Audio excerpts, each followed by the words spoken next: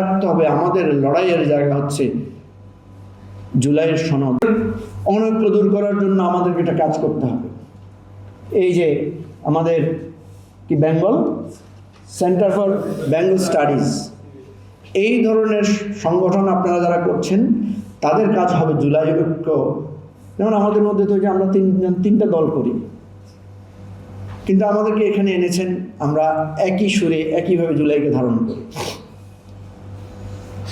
আমাদের একটা অনুষ্ঠান আমি সব জুলাইয়ের মেজর অংশীদারকে দাওয়াত দিয়েছি। একজন আমাকে বললেন, ভাই সরকারি দলের লোক দাওয়াত দিলেন কেন? বললেন তারাও তো জুলাইয়ের অংশীদার ছিল। জুলাইয়ের প্রশ্নে সে আমার ভাই, জুলাইয়ের প্রশ্নে সে আমার সহযাত্রী, কিন্তু জুলাইয়ের স্বপ্ন তৈরিতে হয়তো সে আমার প্রতিদ্বন্দ্বী, হয়তো জুলাই পরবর্তী সময়ে সে আমার স্বপ্নের প্রতিবন্ধক। সেই লড়াই আমার হবে, কিন্তু জুলাইয়ের ঐক্য আমরা ধারণ করব। তাহলে প্রথম কাজ হচ্ছে জুলাই উত্তর রাজনীতির গত্যন্তর হিসেবে আমার প্রথম প্রস্তাব হচ্ছে জুলাইয়ের শক্তির ঐক্য ধরে রাখার জন্য আপনারা সবাই কাজ করবেন। এবং এই জায়গায় দুটো ভাগে বিভক্ত এই রাষ্ট্রকে, এই জাতিকে। জুলাইয়ের পক্ষে সে বাম হোক, ডান হোক, ইসলামপন্থী হোক, সে নাস্তিক হোক, আস্তিক হোক, সে হাফ প্যান্ট পরা হোক, সে হিজাব পরা হোক, সে ঘুঙুর পরা হোক, সে সিঁদুর পরা হোক, সে আমার ভাই এবং বোন। সেই দিনের স্মৃতির ঐক্য, সেই লড়াইয়ের ঐক্য আমরা ধরে রাখব। 2 নম্বর হচ্ছে বিজয়ীদের মধ্যে ক্ষমতার দ্বন্দ্ব। এই দ্বন্দ্ব কতটুকু যাবে? আমি বহুবার বলেছি, 3টা কথা বলি। বিএনপি জামাতকে গালি দেয় যে জামাত হলো রাজাকার আলবদর, জামাত বিএনপিকে গালি দেয় এরা হলো চাঁদাবাজ সন্ত্রাসী। আর তাদের মধ্যে 2 পক্ষ মিলে আকারে ইঙ্গিতে এনসিপিকে গালি দেয় বা আমাদের জুলাই পক্ষের লোক থেকে গালি দেয়, আমরা নাকি কি জুলাই ব্যবসায়ী, এরকম বলে না? বলো তো। আমাকে বহুবার সিনিয়র নেতারা জিজ্ঞেস করেছেন, সিনিয়র বলতে তো আবার একটা সমস্যা,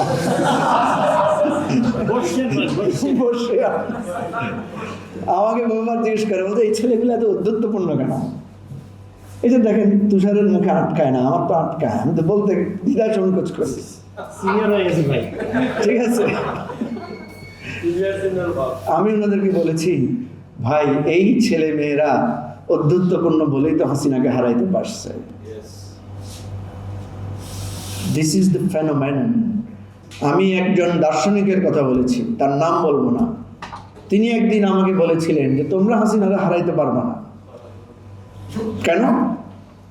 উনি বললেন, ফেসিবাদকে হারাইতে হইলে একটা নিউ জেনারেশন লাগে, তোমরা সব ওল্ড জেনারেশন।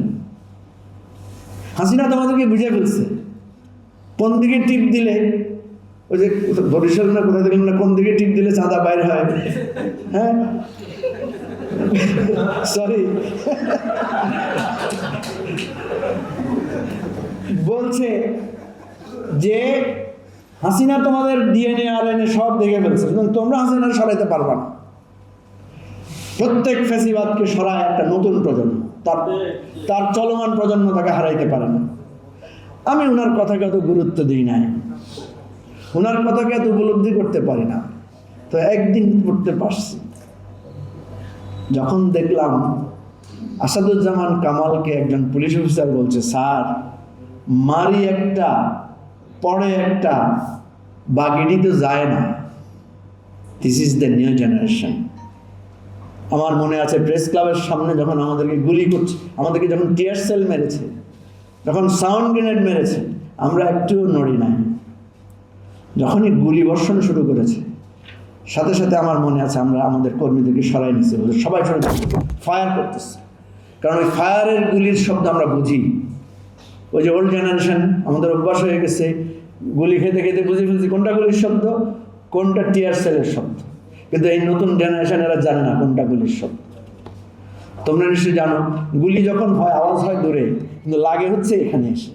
সুতরাং নতুন জেনারেশন বুঝে না যে গুলি তো হচ্ছে ওখানে, সে মনে করে ওখানে গন্ডগোল হচ্ছে, রক্তটা তো ঝরতেছে এখানে। আমরা সেটা জানি বলে এই জন্য আমরা পালায় যাই। কিন্তু ওই জন্য ওই যে একটা মরে তো একটা পড়ে, আরেকটা চায় না।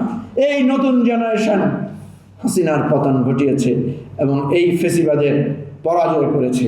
সুতরাং আমি বলবো যে বিজয়ীদের মধ্যে ক্ষমতার দ্বন্দ্বের জায়গাটায় আমাদেরকে কাজ করতে হবে। ওই যে বললাম বিএনপি জামাতকে গালি দেয়, তো জামাত রাজাকার 91 সালে 96 সালে বা 20 বছর ধরে 22 বছর ধরে যখন জামাতের সাথে আপনারা মন্ত্রী হয়েছেন, এমপি হয়েছেন, একসাথে আন্দোলন করছেন, তখন এটা সেটেল করেন না কেন? আর জামাতকে জিজ্ঞেস করি, খালেদা জিয়ার অধীনে এই মন্ত্রীদের সাথে মন্ত্রীগিরি করতে তো খুবই মজা, তখন কেন মনে হয় না ইহারা চাঁদাবাজ? তখন কেন মনে হয় না ইহারা সন্ত্রাসী? তখন তো একজনের জন্য আরেকজন জান দিয়ে ফেলছেন। সুতরাং এই জাতীয় পুরানো কাসুন্দি নিয়ে বিজয়ীদের মধ্যে দ্বন্দ্ব করা যাবে না। বিজয়ীদের মধ্যে দ্বন্দ্বের ইস্যু হবে আমাদের রাষ্ট্রের সংস্কারের জায়গা।